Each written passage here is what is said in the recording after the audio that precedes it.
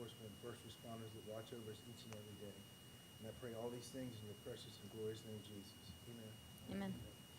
I pledge allegiance to the flag of the United States of America and to the republic for which it stands, one nation, under God, indivisible, with liberty and justice for all. Thank you, Commissioner English. Will you please call the roll? I will. Mr. Apicella, Mr. McPherson, Mr. Bain, Ms. Vanucci, Here. Mr. Boswell, Mr. Randall, Here. myself, here. Madam Chairman, we have a quorum. And let the record state that Mr. Apicella is here. He just stepped out of the room for a minute.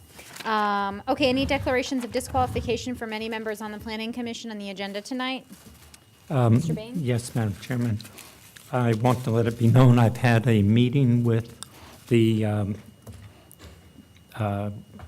attorney and applicant for Vistas at Ferry Farm, and also had a meeting with homeowners at the townhouse development near that site. Thank Okay. you. Anyone else? Okay, seeing none, we'll move on. Does anybody have a motion to reorganize the agenda and move any items? Madam Chair? Yes. I'd like to make a motion to move the scheduled closed hearing. Closed session. Closed session, I'm sorry, to the end of the meeting tonight after the approval of minutes. Okay, we have a motion. Do we have a second? Second. Okay. Any discussion, gentlemen? No. All right, go ahead and cast your vote when the screen turns blue.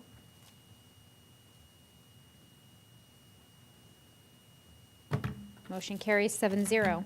All right, now we'll move on to the public presentations portion of tonight's meeting.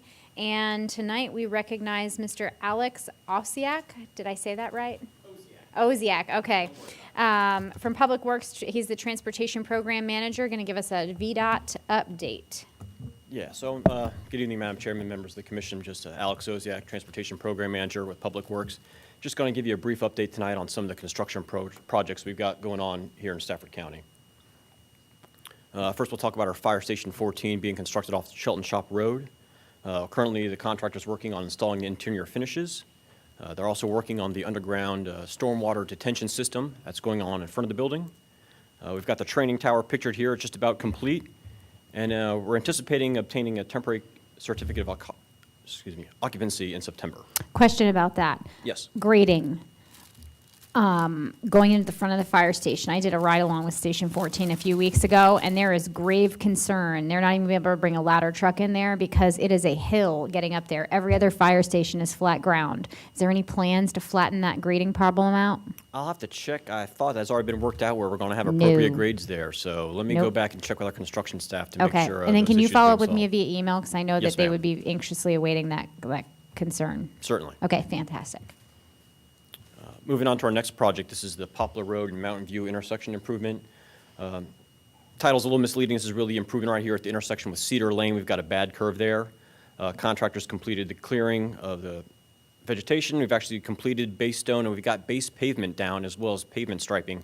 We've actually got traffic running on the new pavement as it is right now while the contractor works to obscure the old pavement and do some additional grading work before we place the final surface and open up the traffic. We've got a completion date of November, but we're probably going to beat that. We're probably looking October 1st completion date on this one. Next is our Brook Road safety improvements. As you're probably all aware, we had to extend our road closures through the end of September. We're still working to relocate some utilities up there at the intersection of Rustic Ridge and Stagecoach, which is pictured here in the graphic. And we also got a crane on site now, getting ready to start our sheet pile installation down in the wetland area by our box culverts to finish up that portion there. And we should be on schedule to reopen the road by the end of September. What was the cause of the delay? Just weather? Or Honestly, it's been a number of things. We've had issues with weather delays. We had unanticipated utility impact at the intersection here, which required us going back to the landowners obtaining additional easements. That, it took a long while there. So that, as well as in issues with getting the sheet piling installed and get that approval through VDOT, it took some extra time. I see. Thank you. Right now, we've got a March completion date for our contract. We're probably looking to finish this one up probably around Thanksgiving. Next is our Route 1 and Courthouse Road intersection improvement project right out here. We've still ongoing through the right-of-way process. I just received another purchase offer today, so we've got 15 offers we've signed with landowners. The board has approved condemnation on 10 additional parcels. We're still working with the last few remaining holdouts, trying to reach a settlement with them. Next up on the list will be utility relocation happening later on this fall. Before we can start that, I've got to go back and demolish a couple buildings, and once we do that, utility relocation proceed. Where are you relocating power lines? Yes, ma'am. And where are you doing those power lines? Are they going to go underground? No, ma'am. Okay. No, we had quite a discussion with both VDOT and the county before. They consider undergrounding of the power lines as a betterment, which the county would be responsible for bearing the whole cost of that. And it was about a $2 to $2.5 million extra to go ahead and place those power lines underground, and at the time, we just didn't have the funds. Okay. Do we have them now? No. In fact, our project is running over budget. Oh, wow. Okay. Next is our Belmont Ferry Farm Trail Phase 4. This project is getting close to wrapping up here probably next month. You may have heard recently we were excavating for a retaining wall near Chatham Bridge and hit a gas line out there that was unanticipated, even though we asked our contractor to do some potholing out there. They still ended up hitting it, so we're still working with Columbia Gas to make those repairs out there. It shouldn't really push back our schedule any much, and so we're still on schedule here, wrap it up September. Next is the Belmont Ferry Farm Trail Phase 6. This one we're still kind of working through with VDOT to try and figure out the alignment. We've got an alignment in mind where we're going to be using possibly some old VDOT right-of-way. There's just some question whether they have completely abandoned it and who that property still belongs to. Does that revert back to the landowners? Is it still VDOT's control? We're still trying to do some property research and figure that all out. Other than that, we're trying to hopefully determine that, get that all worked out by the end of next month, and go ahead and start design work full forward. Next is our Juggins Road Improvement Project. We wrapped up construction on this one back in June. We actually had an incentive on the contract for early completion, so we'd make sure the road was completed before the school opened. And our contractor met that, so he earned himself about a $40,000 incentive. And that's not much else to say. As far as I know, the school's back open, and we're good to go here. Next is Bray Church Road safety improvements. This is another project we're in the right-of-way phase, or actually getting ready to start our right-of-way phase. We're impacting about 28 parcels along the road. We're still waiting to receive some utility easements from the private utility companies like Verizon and Dominion, so we know where to relocate their utilities. And once we get that, we'll probably go ahead and submit those plans to VDOT. We're probably looking around September, October approval for those plans, so we can go ahead and start the acquisition process. Next is the Route 1 and Telegraph Road Woodstock Lane Intersection Improvement Project. We recently had a little change in scope of this project where we went back to the original Smart Scale application, which is just isolated intersection improvements right there at Telegraph Road, where we'll be installing a permanent traffic signal there. And in intersection improvements at Woodstock Lane, we'll be installing a slotted left turn onto Woodstock Lane to help kind of eliminate some of the safety issues we've been having out there with a lot of rear-end accidents with people trying to access those roadways. Right now, our contractor's consultant is working on those plans. We plan to submit those plans to VDOT in September here, by the end of September, and hold a formal public hearing to display the plans and get public input later this year. Do you, are you taking any property to do that from any of the business on the store, or Yes, sir. you are going to be taking some Yeah. of that property? Yeah, some of that we're going to have to widen Route 1 as part of the improvements, and we'll all be impacting some of the commercial business and residents along that road. In specific, the Taylor store parking lot there is pretty small. Are you taking any from there? Do you know? So right now, I mean, we're still kind of in preliminary plans. Right now, it's looking like, we might need to acquire some temporary easements for construction right there.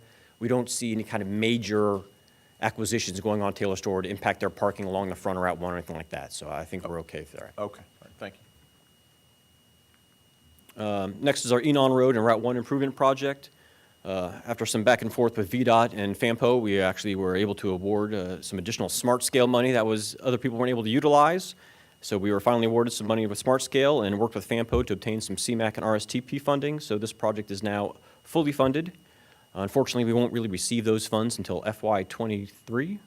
So it's going to take us a little while before we can actually start design work. We're probably looking at the fall of 22 to actually start design work on this project. Next is one of our utility projects. This is the Claiborne Run Sewer Interceptor Project. Right now, we've got most of our primary pipe installed along the runway.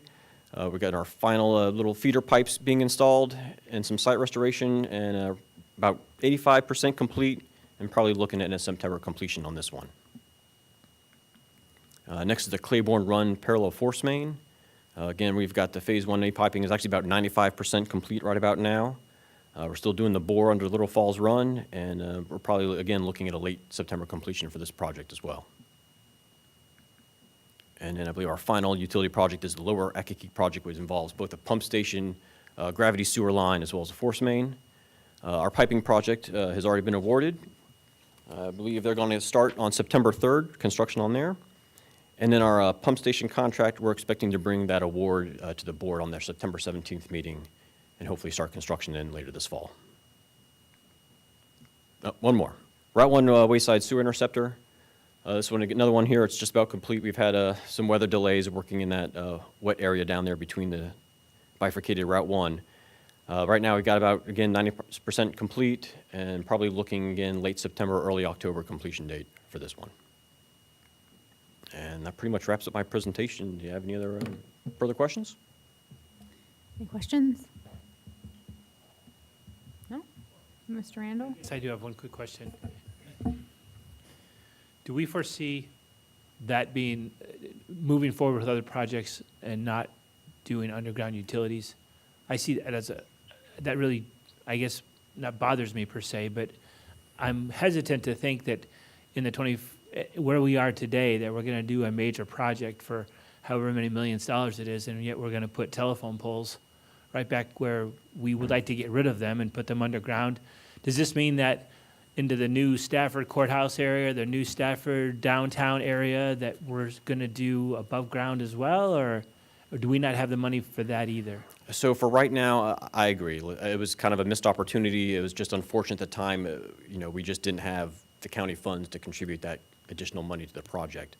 Obviously, for future projects, we're kind of looking to try to, where appropriate, underground utilities. I think it provides a benefit not only for the county and citizens, but as utility companies as well. Unfortunately, they don't see it that way and don't want to contribute any of that to the cost and put it all on the county, so we're kind of stuck with that. As far as additional things in downtown Stafford, right now we don't have any other projects in this area on our books for transportation improvements, but certainly we're looking, as people come in and develop parcels to hopefully, underground those utilities with part of that perhaps redevelopment. Could that be a requirement? Possibly. Okay, all right, thank you. Yep. It wasn't on your presentation, but what's the status on the I-95 Courthouse Road project? When is that going to open So up? I believe the widening portion of Courthouse Road out to about Winding Creek and all, that's looking to wrap up this year. I think around December of this year, they're planning to wrap up construction on that. As far as the overall diverging Diamond interchange, to be honest, I'm not quite sure on the timeline on that. I'd have to go back and check with VDOT. I think they were looking around a summer of next year opening date for that. Okay. I mean, looking at the progress, I mean, they're getting pretty close to wrapping that up. That's so why I was wondering. Yeah. Things are, I think it's just a matter of, overwintering it and then hitting it back in the spring to wrap it up. okay, thank you. Anything Okay, else? I don't think we have any more questions. Thank you so much. All right, thank you very Great update. much. Okay, would anyone else like to come down and present to the Planning Commission part of the public presentations? Seeing no one, we'll close that out and move on to item number 1 under public hearings. Item number 1 and number 2 had a request from the applicant to defer until September 25th. Would anyone like to come down, because I don't think we need to present data on this. I don't think there is an update, and participate in the public hearing. Since we have no one here, we will just close those out, and I think the commission needs to take a vote to defer this until September 25th. So do we have a motion? So moved? Yes, I will, all right. Okay, so we have a motion by Commissioner Randall to move it to to defer the public hearing until September 25th, second I'll by Commissioner second. Bain. Any further discussion, gentlemen? No. All right, vote when your screen turns blue. Okay, okay. Motion carries 7-0. Moving right along, item number 3, the A1 amendment. And for this, we recognize Mr. Mike Zaraf. Is that, yeah?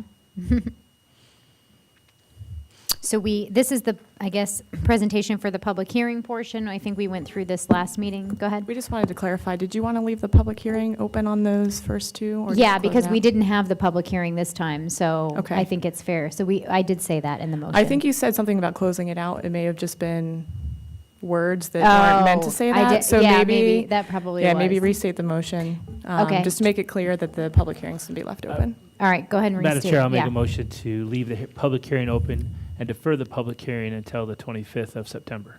Okay. Do we have a second? Second. All right, so this is leaving the public hearing open, just to clarify, and then we're deferring it until September 25th. Go ahead and vote. Motion carries 7-0. Okay, now moving on to A1. Mr. Zaraf, you can just hit the items that we changed last time as part of the, I think we've talked about this a lot, and we don't have anyone in the audience, so. Yeah, it's a brief presentation on this, so Okay. it was, so good evening, Madam Chairman, members of the commission, Mike Saraf, Planning and Zoning Department. So this is a public hearing, so the issue is considering changes to the zoning ordinance to create certain definitions of uses within the A1 agricultural zoning district and amend uses as well. So this was a process that went through multiple planning commission subcommittees and through the board's Community and Economic Development Committee, and was a lengthy process. The intent of the overall amendment is to clarify uses, also reduce conflicts between agricultural and residential uses, and protect existing and future agricultural operations. Overall, there are several uses that have been removed from the district since they're not agriculture in nature and are allowed in other districts that are more suited to those uses. These uses include parking and storing of commercial vehicles and recreational enterprises and facilities. Some of the uses were changed from a by right use to a use that would be required to be approved by a conditional use permit or a special exception. Those are listed here. You can see after each use, SE stands for requiring special exception and CUP for conditional use permit, and I won't read through all of those. Also, the amendments add minimum acreage requirements for certain agricultural uses as well. This includes campgrounds, forestry, plant and tree nurseries, sawmills, and sites that have slaughter and processing of animals. The acreage requirements would limit these types of uses from being located in the more dense A1 residential subdivisions and therefore minimizing potential conflicts. Also, new definitions have been created. This includes for agritourism, also for agricultural operations for livestock and poultry, aquatourism, animal feeding operation, event venue, farm brewing, and home-based rescue. Also, several definitions were modified.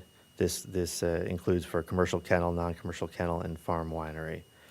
Here, basically the number of canines, felines, or hybrids were increased under the definition. Under commercial kennels from 5 to 10.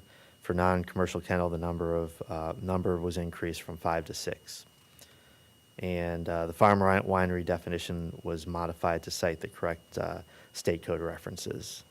Mike, I have one quick question, if I may. Yeah. Kennel non-commercial, it says here, all kennels shall comply. They talk about keeping the animals as an accessory use.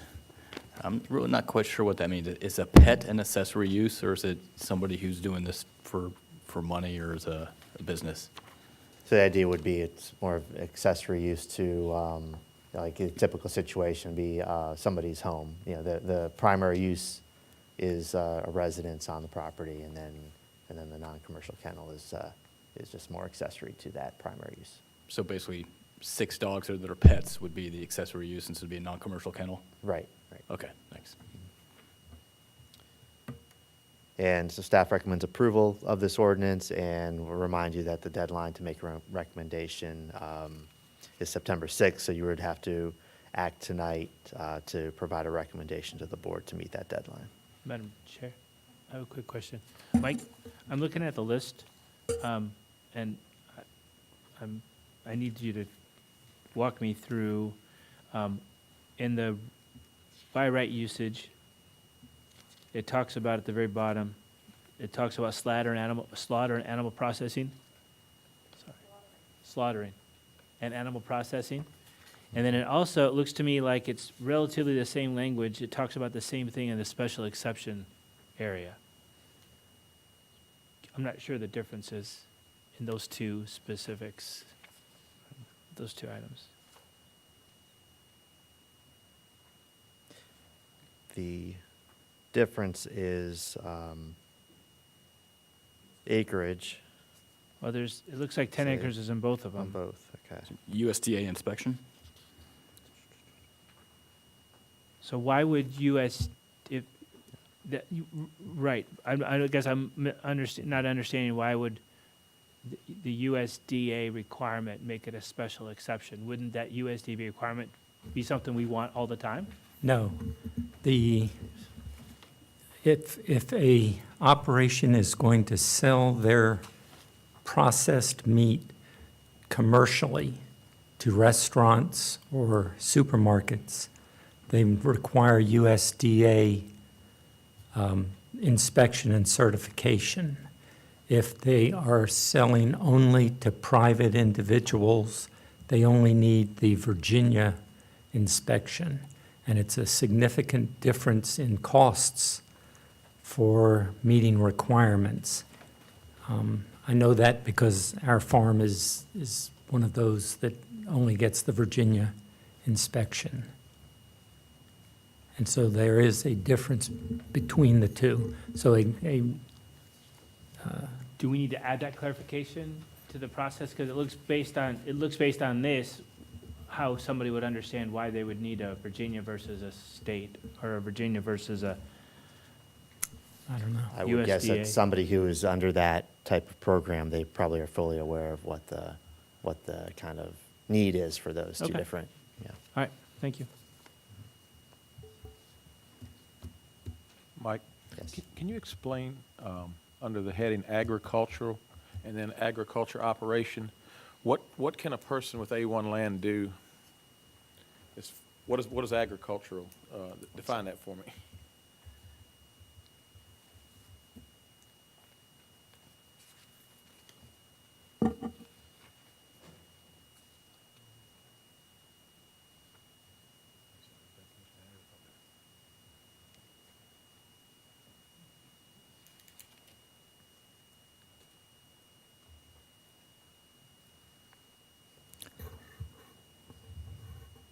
So for the definition of agriculture, it says, see agricultural operation. I So- I actually have that definition. You want me to read it out to you from the code? Yeah.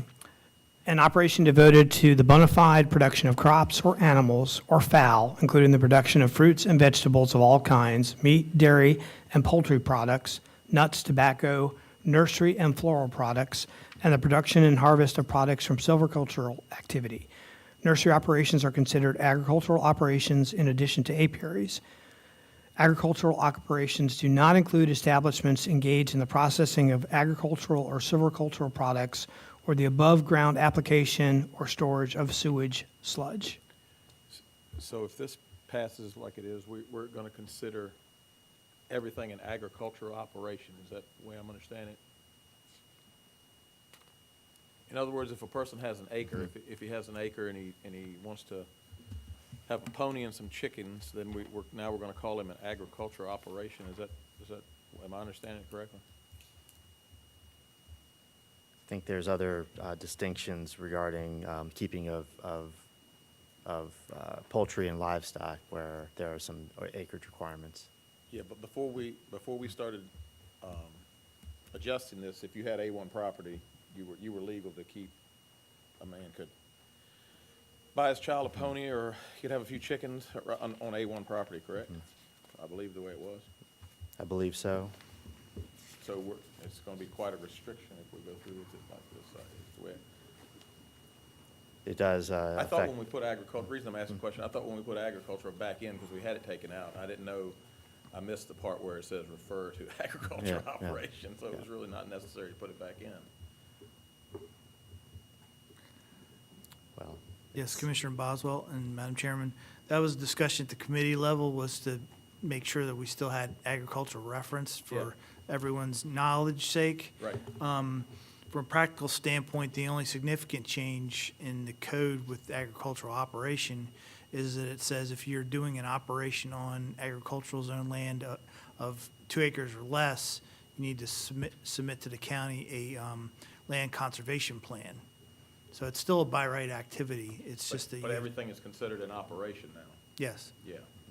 And so you're going to be, people are going to have to go get this, like we were just talking about, this permit from the, Only on parcels less than 2 acres. Yeah, less than 2 acres. It's still, if you have 3, 4, 5 acres, you're fine.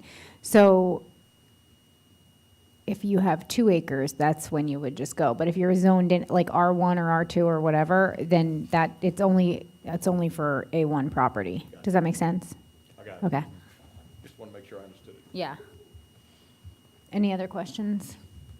Keep going. I'm finished. Oh, you're done, okay. I know you have questions. I don't have a question, I have a recommended change or addition. So, under event venue, I'd like to add a couple of additional examples, which I think, based on the examples that I'm recommending, Under would the not, definition, yeah. would not run afoul of This the is public a notice special requirement. exception area. I'm just going to the definition. So I'm on our staff report, attachment 1, page 2 of 6. About midway through the page is an event venue and its definition.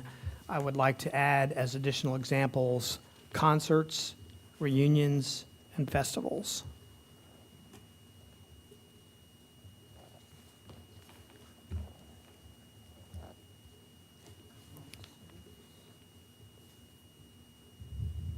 I think that's reasonable.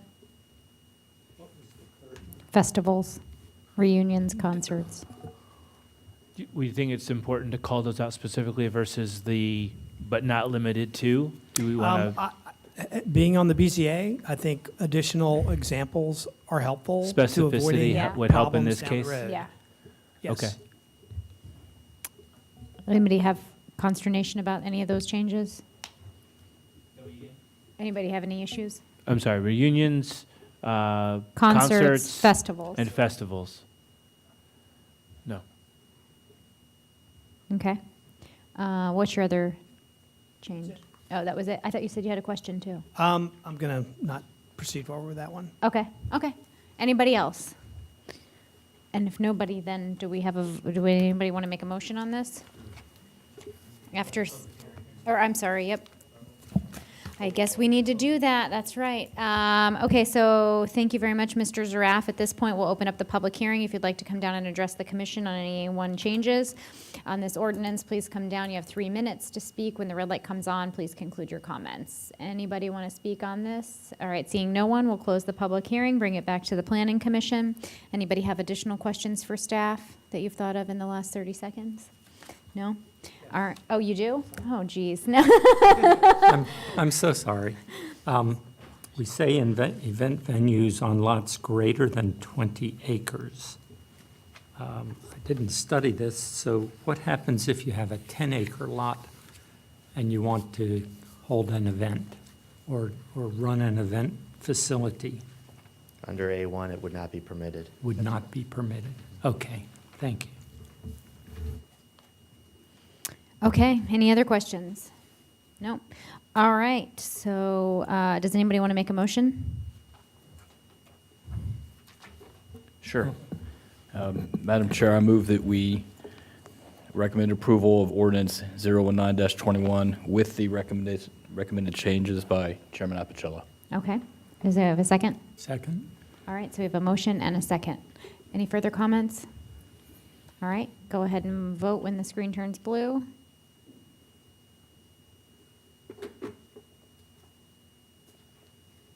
Okay, motion carries 7-0. Moving along to item number 4 on the agenda, the flood overlay district update for the ordinance. Mr. Zaraf, we recognize you for this presentation.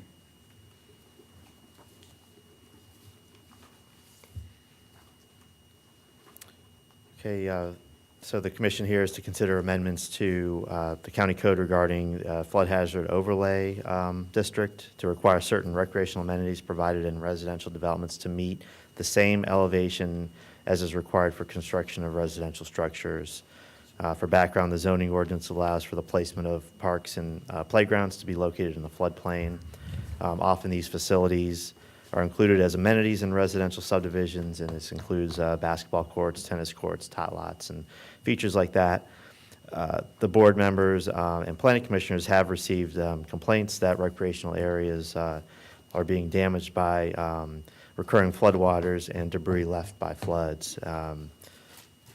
The cost to repair surfaces and remove debris from flood-prone areas end up being high and put a strain on property owner association budgets.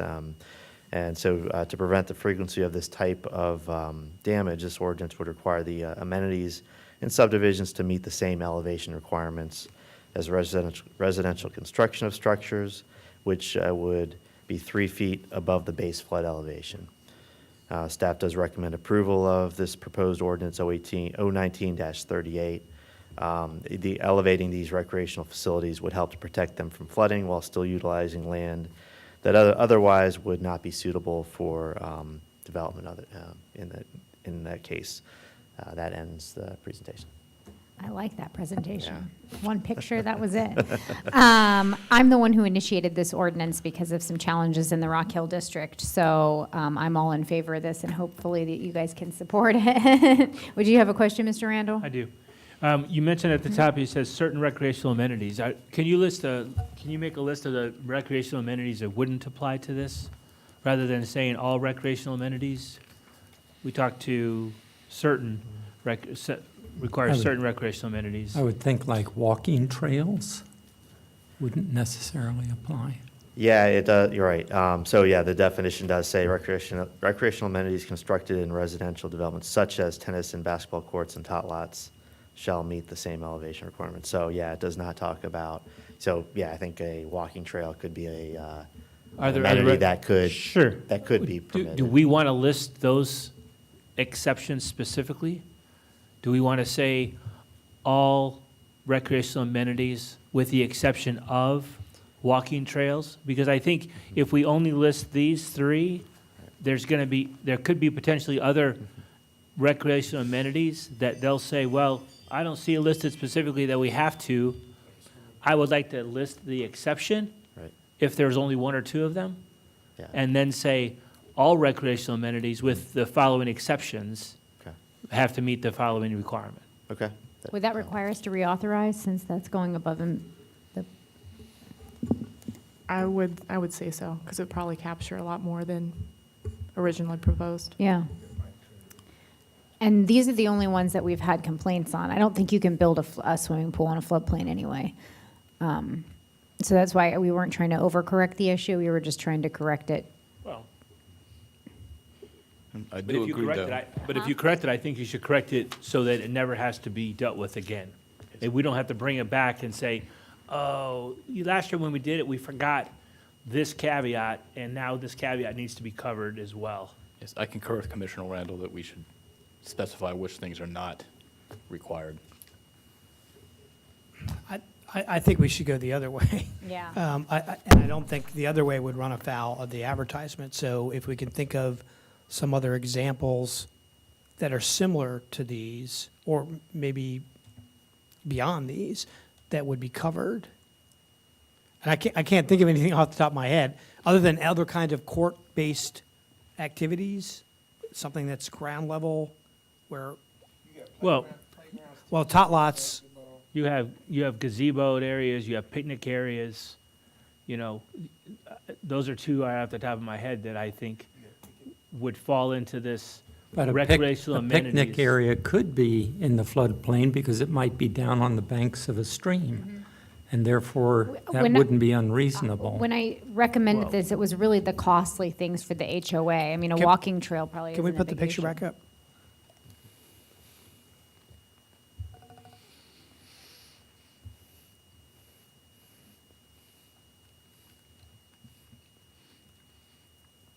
I mean, does anything else come to mind when you see the picture that would cause you some concern that we would want to add to the list? When you say courts, when you say courts, it's tennis courts, basketball courts. What about, you got a pickleball court that the seniors do, and what about a racquetball court?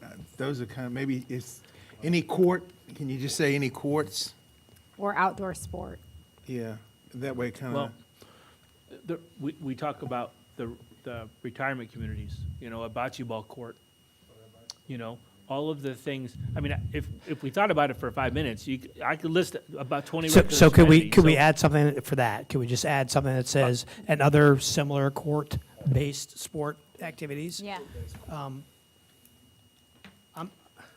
I wonder about soccer fields or fields in general. Well, if I'm just throwing it out there. I'm not saying we should or Yeah. shouldn't. I don't know that I think the big thing with them was they had to power wash the tennis courts. Any court would have to be power washed and the debris has to be removed. So I guess you'd have to remove the debris from a soccer field, but I'm You going wouldn't have to beyond power just wash the it, cost. yeah. I'm going to I see this Yeah. and it seems like a safety issue. when their basketball courts are right beside it on this I mean, side. this looks more like a lake than Yeah. a tennis court. This is the back of Aquia Creek into Apple Grove. Yeah, Aquia Creek. This is, that's Aquia Creek. Again, if you look at what could potentially happen, if somebody said we're gonna do Emery Mill, for example, and we think Emery Mill is gonna build a soccer field with an artificial turf field in a floodplain, would we want to say it's not just picking up debris? You put an artificial turf field underwater and it completely ruins, or maybe not completely ruins, but it would do maybe significant damage to that field. Would we ever be in a condition where we would need to make sure that some type of a soccer field would be built by a developer in a place where it's a floodplain and we don't have that covered? I offered an example or an expansion of courts. Can we also add sports fields? I'm okay adding whatever we need to add. I'm just to I'm just cover saying it without getting so into that- specificity about soccer fields, so that we- baseball fields. I mean, if we need to, right, I just think if we can do that tonight and not have to re-advertise it, that's great.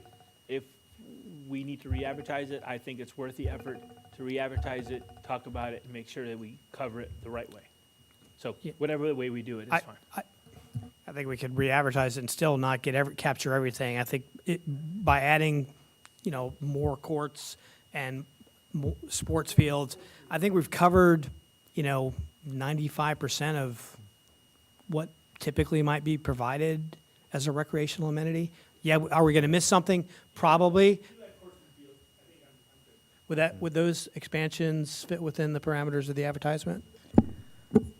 Well, if you look at the ordinance that's proposed, it said recreational amenities generally, and then carved out particular examples. So I think that, yes, as long as you're in the line of recreational amenity, Okay. especially if it's just another type of court, I think that would be in line with the advertisement. Did in residential developments such as tennis and basketball courts and all And, other and similar courts. court-based sporting activities, Sort, sports fields, and tot lots. Hang on, what did you, and similar court activities, fields, is that what you said? Sports fields. Sports fields, I'm okay to say tot lots comma. and playgrounds. Tot lots, I don't know. Again, we have seen before us recently a location where they wanted to put a playground, not a tot lot, Yeah, I just something said as a playground. So tot lots and playgrounds. I would, right, if we have playgrounds, I think we're fine. Yeah. We just need to. okay, let me read it.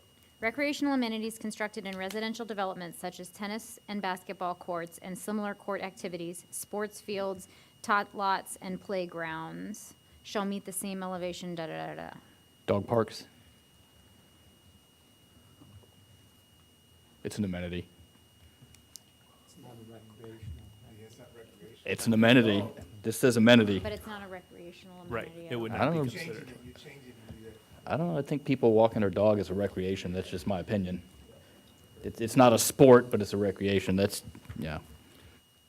I think then we potentially get into the slippery slope of trails and similar kind of things. I hear you, but I just, people can choose not to go on a trail on a given day when there's water, and it doesn't take a lot of work, I think, for that water to recede and it come back to its natural state as compared to these other amenities where I think water saturation can be an expensive issue plus a safety issue. So I'm not saying I completely disagree, but I just think it gets down a different path, no pun intended, beyond the scope of or similarity to these kinds of examples that are already here. My opinion. Anything else, guys? If I could offer an adjustment to Yep. the start of the amendment where it says and similar court, say and similar court facilities instead of activities. Sure. All right, let me read it one more time and then we'll get a motion. Recreational amenities constructed in residential developments such as tennis, basketball courts, and similar court facilities, sports fields, tot lots, and playgrounds shall meet the same elevation requirement as for residential construction contained in this subsection. Good? All right. Somebody want to throw out a motion? Oh, yep, that's right. I keep forgetting about the public hearings tonight. All right, thank you, Mike. Does anybody want to come and address the Planning Commission on the flood hazard overlay district? You have 3 minutes to speak. Please state your name, address, and the district you reside. Seeing no one, we'll close the public hearing. Bring it back to the Planning Commission. Do we have a motion? I make a motion to approve. I'll second. Okay, so we have a motion to approve with the amended changes for this evening Yes, ma'am. that we discussed, and a Yes. second on the floor. Any discussion? No, ma'am. Any discussion, Mr. I Apicella? would just ask, can we get that picture up one more time? Wow. I just want to say, Madam Chairman, I appreciate your bringing this forward to us. I didn't realize it was an issue, but this picture paints 1,000 words and something that definitely needed to be addressed. And again, I thank you for helping us come up with some legislation to fix this problem. They are going to lose their tennis court / pool, but. All right, go ahead and take your vote, everybody, if there's no more discussion. Motion carries 7-0. Moving on to item number 5 under unfinished business. So this item, we need to discuss and put an ordinance together regarding apiaries to be able to send a public hearing, and our timeline for this is September 20th. So we do need to get this organized tonight to send a public hearing so that the public hearing can be on September 11th. Mr. Zaraf. Good evening again. You did receive a modified version of this proposed ordinance, but I'll go through Yes. a little bit of background. So this issue is consideration of amending the county code to allow for the keeping of honeybees, referred to as apiaries, within the R1 suburban residential zoning district. The Planning Commission discussed this item at the meeting on July 10th. The commission did request staff provide additional information. We did provide a copy of the King George County ordinance in your package, and did also include other localities ordinances that we found during staff research. There was a question if there was training or certification requirements for beekeepers and who would enforce that. We found out that there are no requirements for training or certification to keep bees. The Virginia Department of Agriculture and Consumer Services recommends best management practices for beekeepers to help maintain healthy hives and minimize potential conflicts with neighboring properties. The best management practices were also included in your package. There was also a suggestion to consider limitation of 2 beehives instead of 4 beehives permitted on an R1 property. Staff notes the Planning Commission can opt to reduce the number of hives permitted on site. We did provide examples from other localities of the number of hives permitted based on lot sizes, and that did vary between a maximum of 2 or 4. And then there were caveats that allowed for additional hives based on the size of the lots. Also, there was a suggestion made to consider limiting the stacking of hives to no more than 3 boxes. The staff would note here the Planning Commission can opt to include this limitation, but there is no mention of stacking limitations in other local ordinances during our research or within any of the best management practices. So we would note that if the Planning Commission places a limit it might be beneficial to define what the box is or specify measurements.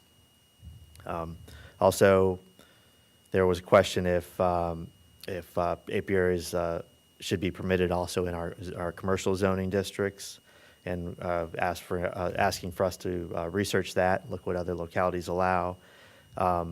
Only Prince William County appears to permit it in all their other zoning districts. None of the other localities that we looked at allowed it in their commercial districts. There is, as I mentioned, the new ordinance. After the last meeting, staff did receive some suggestions for additional changes. So we drafted an amended version. It highlights some of the changes made based on the suggestions provided. We've included, there's yellow highlighting that kind of cover the main changes for reference. So just kind of going through that quickly on page 2 of the ordinance, we've added in definitions of terms for apiary, colony, and hive, and that's out of the state code, those definitions. Then going to page 3 under the specific regulations, we added in that somebody in R1 would have to apply for a zoning permit. So we can at least see make sure they meet some of these setbacks and some of the requirements that we're establishing. Also, we added in that hives should be located in the rear yard and be a minimum of 30 feet from all property lines.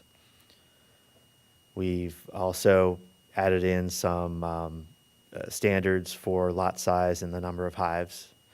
So we did add that, I'll just read it, for number 3, a minimum lot size of 10,000 square feet is required for up to 2 hives. A minimum lot size of 12,500 square feet is required for up to 3 hives, and a minimum lot size of 15,000 square feet is required for up to 4 hives. So if you have 15,000 square feet or more, then you can have 4 hives. And no hives shall be permitted on any lots less than 10,000 square feet in size. So my question for that, why did we add that section? There was a suggestion provided to limit to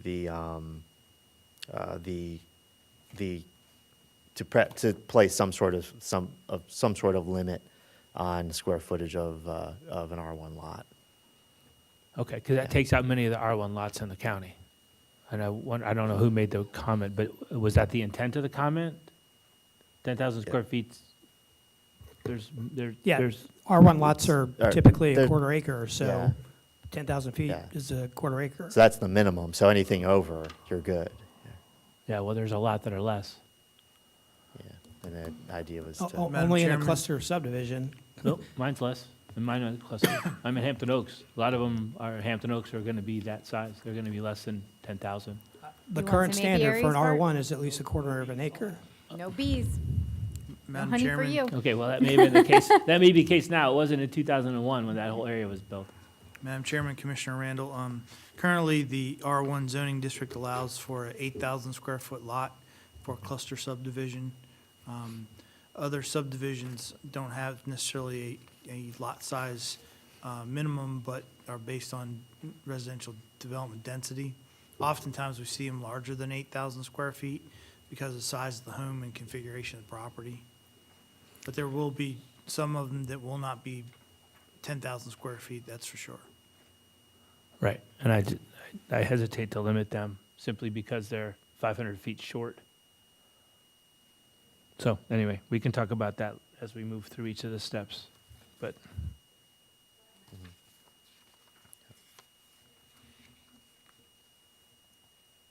And then on number 4, this is requiring that adequate and accessible water sources are located within 20 feet of all the hives that would be on a property as opposed to 50 feet.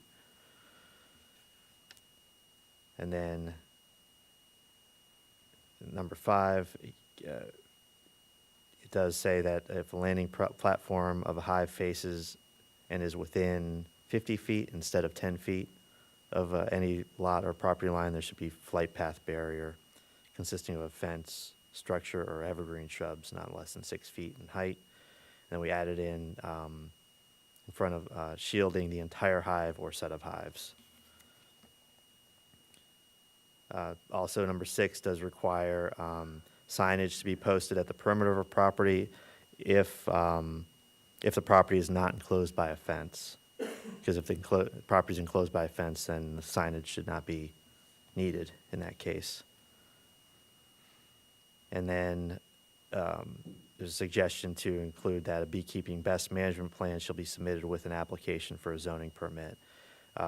Staff notes that is a very kind of loose requirement, and so it might be something that may be difficult for us to enforce, but it does put the onus on the applicant to provide us with something and be aware that there are some standards that they have to follow. And that's a summary of the changes that we're recommending. There was a suggestion for us to consider adding it also in the R2 zoning district, add that within this ordinance, but the resolution from the board was limited to this being within the R1. is that what was brought to them, or did they have a specific reason why they didn't want R2 to be considered? I don't know if it was a specific and intentional thing, but it's the send down resolution talks about adding it in the R1 and no other zoning district. Okay. Mike, at our last meeting, we had some discussions, and I don't recall the exact terminology that was used, but it related to having somebody trying to get around the thing by stacking boxes and calling it a single hive. And in the definition for hive here, should we say something about it relating to having a single queen bee? Because I think that was part of the issue. I don't recall clearly the discussion on that. Maybe It's somebody one- else does. Yeah, there's only one queen per One- colony, One but queen per hive. So here's what happens. They have what they call a brood. A brood area is where the queen is. All right, and normally what they do is they'll have a 1 super or 2 super high brood area where they raise bees, where the bees reproduce. And then they'll put a queen excluder, as we talked about the last time, and then they'll build on top of that so that the drones can go up and put honey up at the top 2 or 3 higher than where the queen excluder is, because the queen can't get up there and the queen can't lay eggs up there. So the problem is if you don't have that queen excluder and you allow 3 or 4 or 5 high, you now have a beehive that could potentially have 150,000 bees in it, because it's allowed to grow, and it will grow to the level, to the size of that hive. That's Everybody will what I most- was concerned most about. will I tell you didn't that- think we were addressing that here. That's why I brought up the fact that we should regulate the hive size. Most will tell you that one super high or 2 is all you need for brood. You don't need more than that, right? And then you put the queen excluder, and then you can build up for honey to get honey, right? In fact, in the winter, they'll tell you to take it down to 1 or 2, and you pack it up, and because they're not producing honey, they need to stay warm, and so you take it down to 1 or 2. I don't know if you want to limit it to just 3, where you have 2 where they actually are reproducing, and then you have 1 for actual honey. But I would absolutely think that we would restrict the number of brood boxes that they have to no more than 2 brood boxes. But he's done research and he said nobody else has put that in there. They haven't. That's a true statement. But, I mean, so it must not be an issue if they don't have it in, if you've got all I these. wouldn't necessarily say that. I think maybe they haven't, that there's a potential that they've had the issues and it's just not been a problem for them. Mike, who brought this into our attention anyway that we had to have an ordinance? What made us come to this conclusion that we needed a B ordinance?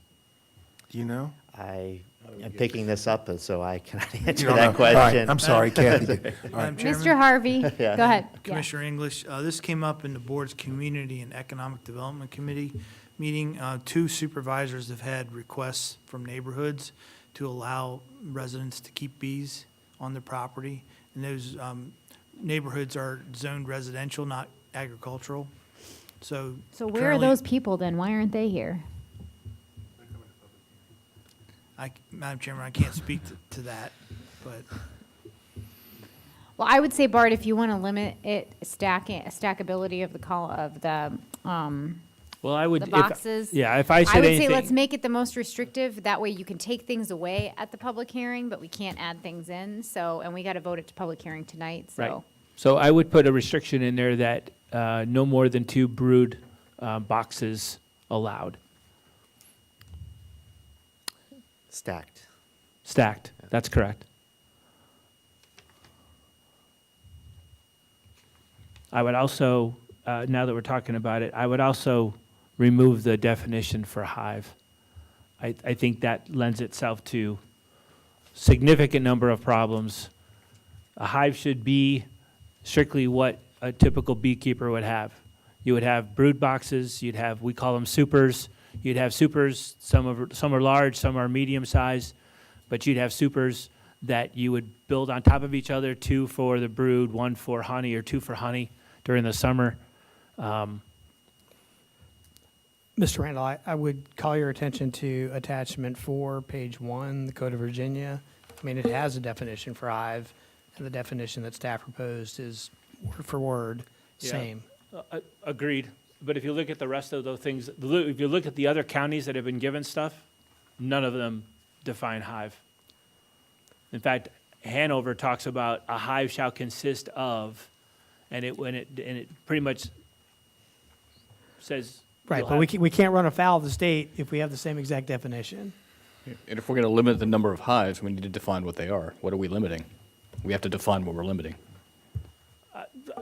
Okay, somebody just brought up the fact that, if it doesn't talk about it in the other counties, do we want to talk about it in ours? I'm just telling you that there are other counties that define specifically hive different than a barrel, a log gum, or other container. So I could conceivably have, 2 number 10 cans outside in my backyard. It that says, have or bee other hives. container used as a domicile for bees, so you could have a Tupperware dish. Exactly. But it would And still I'm be not sure- qualified under here, because it says, or other container. If that's the container that your bees are living in, then that's the beehives.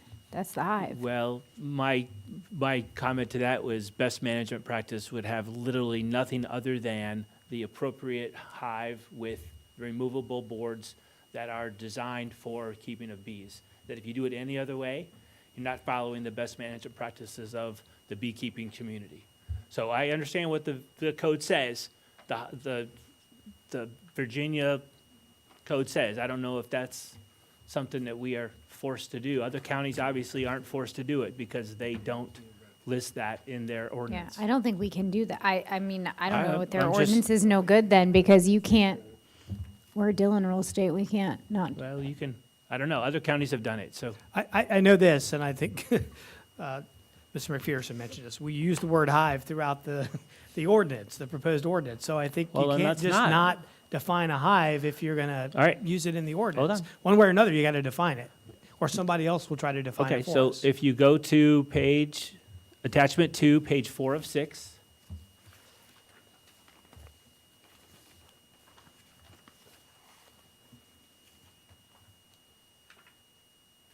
It talks about what a colony is, and I would define our colony definition to meet what this Hanover County uses. I think it's much more definitive. I don't necessarily need to put a nucleus colony. And then in step 2, it talks about all of them shall be kept in hives with removable frames, which is what we saw last at our meeting. And then it talks about hives, right? So I don't know why, I don't know, Hanover gets away without defining a hive as a barrel, a gum, or other container. They define a hive as, it's a box with removable frames, which was kept in, and all of them are like that. They all have different portions that talk about what they're going to be kept in. Fairfax talks about hive faces. They talk about hives. Fairfax County talks about hives.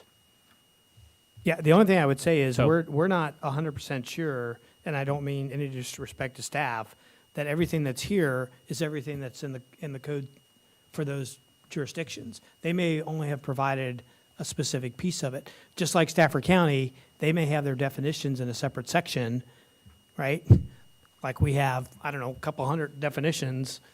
And then when you see it in that section, you also have to go back to the place where all the other definitions are commingled. So they may actually have hive defined.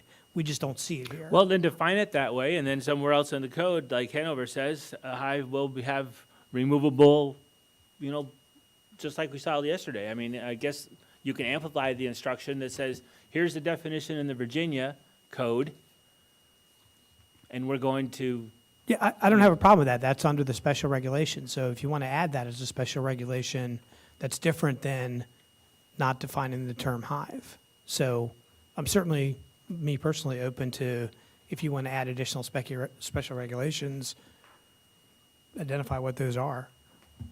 I'd just like to point out, I think the goal of all this discussion is to limit the number of bees, whether we're talking about colonies, hives, however you want to term it. We want to make sure that somebody doesn't well, here- somehow have thousands and thousands of bees when we want to limit you're it gonna to have- smaller hives. Right. I think the concern of most people is the swarm of bees, okay? And if you read the best management practices, go back into the Virginia beekeeping website. They talk about how you do that is you give them an appropriate place to grow, an appropriate place to live, and you manage those hives. Okay, I would strongly suggest that a barrel, a log gum, or other container is not an appropriate way to manage bees so they don't get too big for their container, they don't swarm, and they don't land on somebody's lilac bush in the front of their house because that was the most convenient location for 20,000 bees. Because they didn't have a place to go anymore because they grew out of their small container. You're just asking for trouble if we allow those types of things to exist as an actual bee colony or a beehive in Stafford. Right, and So- that's why we have to define what a Right, hive and is. that's, I don't have a problem with that. Can but- we do it this way? Just Sure. define a hive as a container used as a domicile for bees, but then in the special regulations, stipulate that it must be, I'm completely whatever okay type- with that. I would just yeah. want to, if we want to define it as the Virginia code does, and then we want to say, Well, to Steve's point, I think if we use Mr. that Bain, you're saying the same definition thing. as it stands, then you can get anything in the world. yeah, and If you just say it's a domicile for bees, but then in the special regulations stipulate that it must be a box specifically designed for housing and management of bees, how you were referring to it in the Hanover ordinance, would that be acceptable? Yeah, I'm with Mr. Bain, Mr. Randall. If you have some other special regulations sure. that you think are worthwhile to put here, then yeah, just please go ahead and mention what those are. Okay.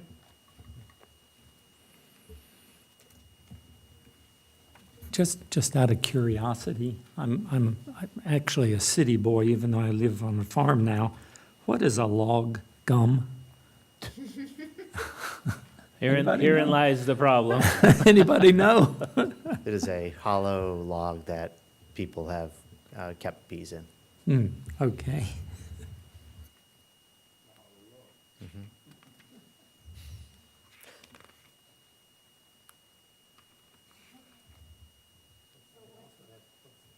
So what now? Do we have to right. reword this whole thing? So we talked about apiary, that's fine. Colony, did we talk about, I would like us, like I said, I would like to use the, is that also defined, is that also the definition in the Virginia code Yes. for colony? Yeah. Can we add to that definition? Again, can you take a different track and put whatever you're trying to accomplish in the special regulation rather than redefining colony? So you could say a colony shall. you Okay. know, So then to that point, then, and I'm not sure where you want to put it then, Mike, I would say if you use a Hanover definition, the Hanover special exception, you would say a colony shall consist of an aggregate of bees consisting principally of workers, and do that whole definition, that whole statement. So you want to incorporate portions of Part 1A. Yes. Would it make sense just to say that in our ordinance, as per Virginia definitions? Since No, we can't because he be wants more to- restrictive. Well, Yeah, so it's, again, what Mr. Randall is suggesting is beyond just the definition, it's more of an additional regulation.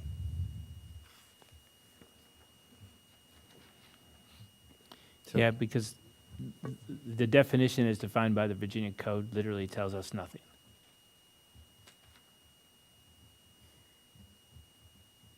So under the Hanover criteria number 2. Yeah, well, I would do number 1A. I would add that as a district uses and standards. And then I would also add number 2 from Hanover that talks about shall be kept in hives with removable frames.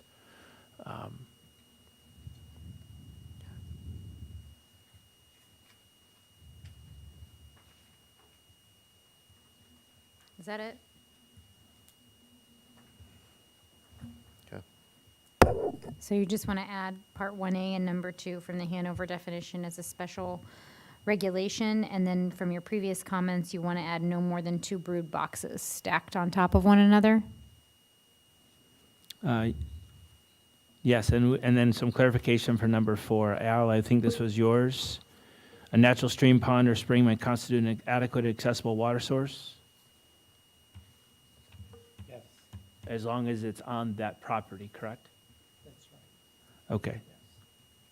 So we need to add those words? It says on site. There shall be at least one adequate accessible water source provided on site, except there's a typo. It says provide, so we just need to add a D there, provided on site. So are we good? Is that the 3 changes? So we can wrap this up? I'd still like to revisit the 10,000 square foot minimum. I got to tell you, I'd have a hard time supporting this if we go down below that. I mean, I can't speak for other commissioners, but I would have a hard time supporting Okay, it. well, we've already restricted it to an R1, not an R2. Like you said, many of the counties that we have that are next to us have Yeah, all. but you can have R1 clusters just like you can have A1 clusters. Is anybody supportive of taking it below 10,000 square feet? Raise your hand. So that's 2 people. So it would fail. Why would we minimize, what's the basis for less than 10,000 square feet? Because you have to strike a balance. So we're trying to come up with an ordinance that allows people on rural lots, not agricultural lots, Sure. to have beehives. Sure. And the smaller the lot, the more if I were a neighbor, I'd be Not concerned necessarily about how the small. case. If I were a neighbor, I have bees. I live on a 12-acre parcel. So I let me got just tell bees. you a story. I know a lot of you guys don't do Facebook, but on Facebook a couple weeks ago, somebody lives on an A1 parcel. Their neighbor has an A1 parcel. They don't live on the property. They have beehives there, and they don't take care of it. And so there's multiple queens. They're like coming out of the boxes, and the lady can't even go outside. So imagine if that happened on an R1 parcel. And you have a pool because they're coming over there, You can always so. talk about the worst-case scenario. But we don't have a problem right now. Like, right, this is what happens. We're gonna make it so unrestrictive that then there's gonna be a problem. Then we're gonna swing the pendulum, and then it's gonna impact all the A1 property too, because we're gonna put in all these regulations on beehives across the board. No, if you So let's keep it from having a problem. But we're assuming a problem exists when we don't have any idea that it will. There's no difference between a 9,000 square foot Sure there versus is. a 10,000 square foot. Absolutely there is. Not, 2,000 square feet? I'm not is sure a you small- can meet all those mow a regulations and 2,000 have square less foot than area and tell me there's 10,000. not a difference. But all the other regulations would apply as far as fencing, water Of course, sources. it would all apply. Right, but you're that much you're, Closer to the resident. you can So put what? your hand out and you can touch your neighbor's house on an 8,000 square foot lot, okay? That's a concern to me about allowing beehives on a that much smaller of a Maybe lot. reduce it to one hive. We have different limits in there. Bees. Yeah, fewer. well, Again, I think we have to strike a balance, and I think there's a point where we're going too far. The pendulum is swinging, as the chairman said, swinging too far in one direction.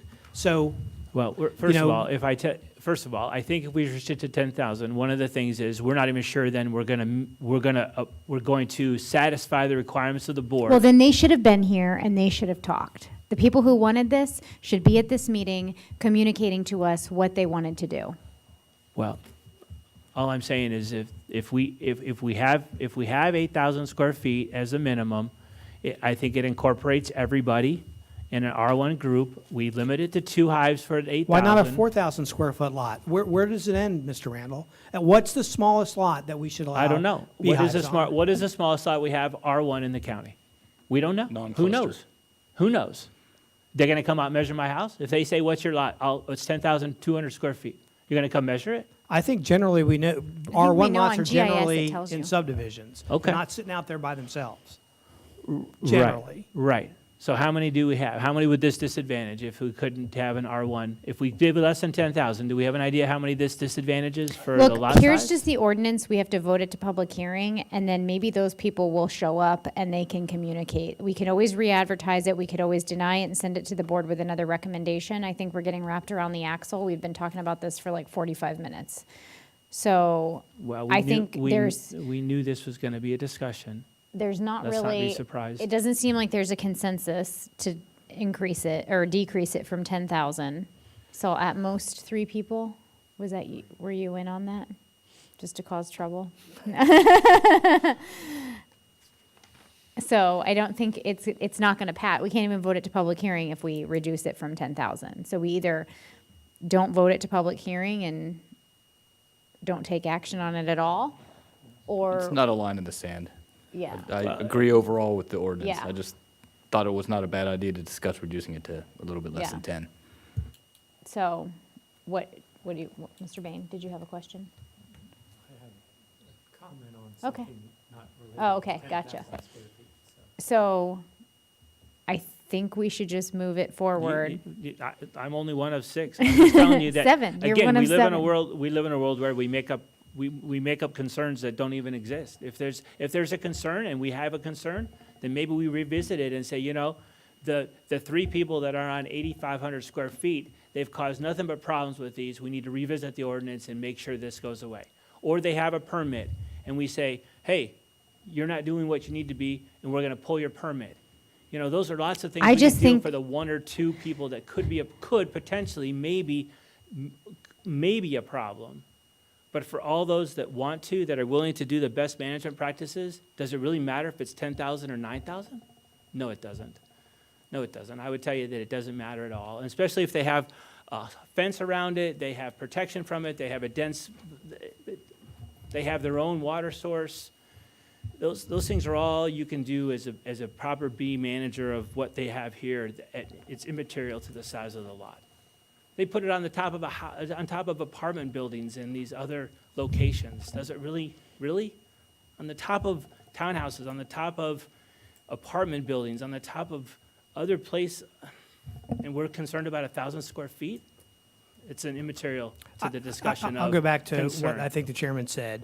If we advertise it, the minimum at 10,000, we could always go down to 8,000. We can't go the other way if we advertise it it would be more restrictive and we'd have to re-advertise it. So I think at least for the sake of advertising, if we go with the 10,000 now, we'll see what kind of public input we get Yeah. when we have the public hearing. Okay, Mr. Bain, you had one Yeah, more just comment. one grammatical comment. We seem to mix the term beehive and hive in the ordinance. And either under the definition of hive, whatever we end up with there, put in parentheses also beehive, or else be consistent and call it a beehive or call it a hive. In the latest revision version, I've tried to refer to everything as hive. Okay, That's what we have in the definition. How about under special regulations, AA1, you have beehives. That was the one that I saw that made me suggest it, so Okay. maybe just correct that one then, Can if that's move the that only one, yeah. place. Yeah, Mhm. thank you. Thanks. Anybody else have any more comments? Okay, so we have some grammatical fixes, and then we have, Mr. Zaraff, you have the 3 adjustments that Mr. Bain wanted, or Mr. Randall wanted from earlier. So do we have a motion on the floor for action? Just to confirm, just confirm the adjustments, there were the 2 change provide to provided, Mm-hmm. delete, change beehive to hive, and number 1, and adding in no more than 2 brood boxes stacked too high, something, I'll work on the language, and adding in 1A and 2 from Hanover County rule regulations. That's correct. I make a motion that we advertise this ordinance For public hearing? for public hearing Okay. Should we with the do, changes as noted. are we doing this for September 11th? The Yes. September 11th meeting? Can we do it? Well, I won't be here. Yeah, can we do it September 25th? Hang on, what is the time limit? There's I think the time limit's time September limit. 20th. Oh, okay, then it has to be What's for that? September. The time limit's September 20th. So we'll be making a decision with 5 people. Yeah. Do we have enough time to go to the board and ask for more time? Probably not. When is the next board meeting? I know they're It's next just week. coming off summer session. Madam Chairman, in order to get an item on a board agenda, we need to have some lead time. This potentially could go on the September 3rd board agenda if the commission was to ask for more time. I think we should ask for more time, Madam Chairman. So do I agree. So, I withdraw my motion. all right, so does I anybody make- want to make a I make motion? a motion that we ask that he take it to the board on September 3rd, giving us more time. Okay, does anybody? No. We can. Can We you? can ask for more time. Yeah, we can push it to public hearing, and then we can also ask the board for more time. So at least we can have public hearing on the 11th, and then you guys can defer it to the 25th if you need to, if the board grants that. Because if the board says no, then you're going to run out of time anyway. So I think the dual track is a good idea. Yeah, okay, we're not supposed to be discussing without a second. You made the motion, Mr. English? Does anybody want to second made- this? I made the motion. No, he made Oh, the motion Oh. for the board. Does anybody want to second it? Second. Okay, so we have a motion and a second to ask the board for more time. Go ahead and vote.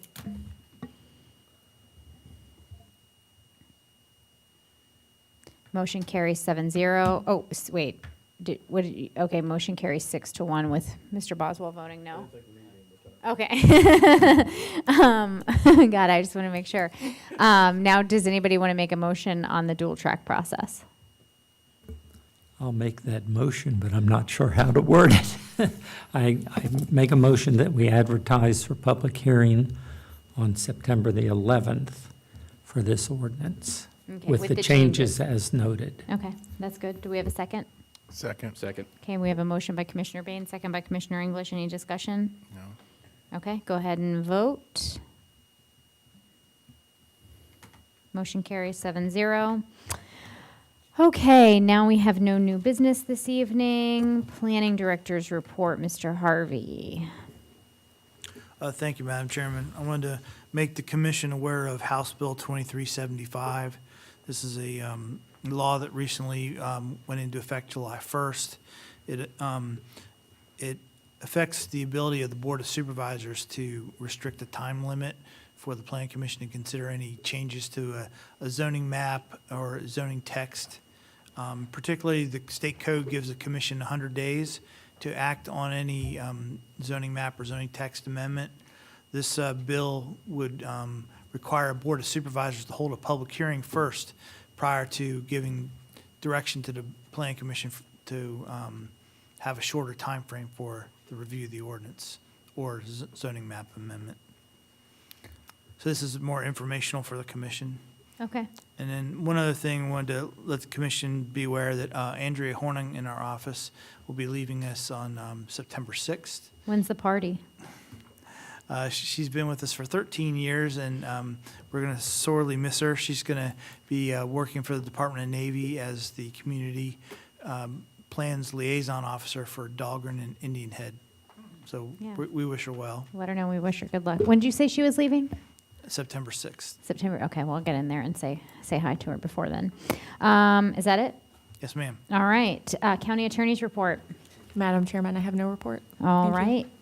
No, we actually have no open subcommittees for the first time ever of me being chair. Okay, so Chairman's report. I do have one item. We had a joint Economic Development Authority and Planning Commission meeting this evening from 5:30 to 6:50, and we discussed placing a Planning Commission member as a non-voting member on the Economic Development Authority. The EDA has agreed that they feel like that's a good idea. So I am open to having. Does anybody want to nominate anyone? I'd like to nominate Mr. McPherson. Okay, so we have a nomination for Mr. McPherson. Does anybody else have any other nominations to go on to the EDA? I second that one. Okay, I'll third that one. okay, all right, so we'll go ahead and vote just to make it official, but let's all take a vote to nominate Mr. McPherson onto the EDA. Okay, that motion carries 7-0. Congratulations, Mr. McPherson, and your duties will be able to attend those meetings and then come back and report to us as a full commission on what the goings-on of the EDA are and any relevant information that we feel, and then vice versa, letting them know also some of the big items that we have. Yeah, thank you for your willingness to participate, because that does go above and beyond your duties on the Planning Commission. Other business, we have TRC August 28th has been canceled. Do I have a motion to approve the minutes for June 12th? So move. All right, motion on the floor. Do we have a second? We have a motion by Commissioner Inglis, second by Commissioner Bain. Any discussion on those minutes? All right, having none, moving forward to a vote.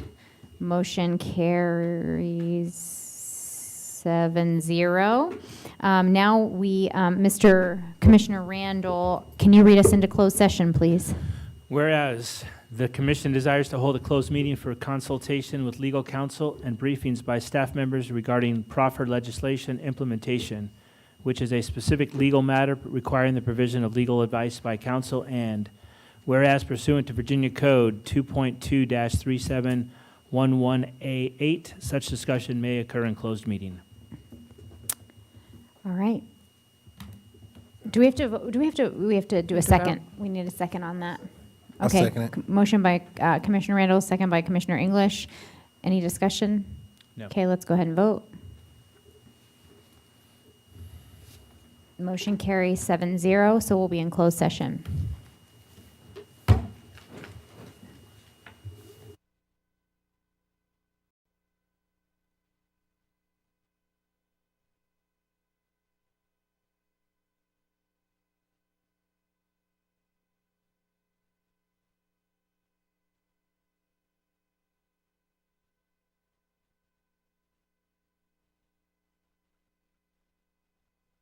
Randall?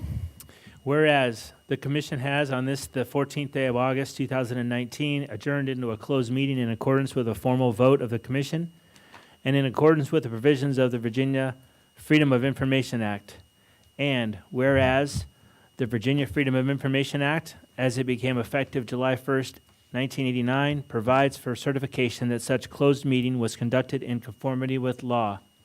Now, therefore, be it resolved that the Stafford County Planning Commission does hereby certify on this, the 14th day of August, 2019, that to the best of each member's knowledge, 1, only public business matters lawfully exempted from open meeting requirements under the Virginia Freedom of Information Act were discussed in the closed meeting to which this certification applies, and 2, only such public business matters as were identified in the motion by which the said closed meeting was convened were heard, discussed, or considered by the commission. Do we have a second? So move. All right, so we have a motion and a second. Any discussion? No. Take a vote. Motion carries 7-0.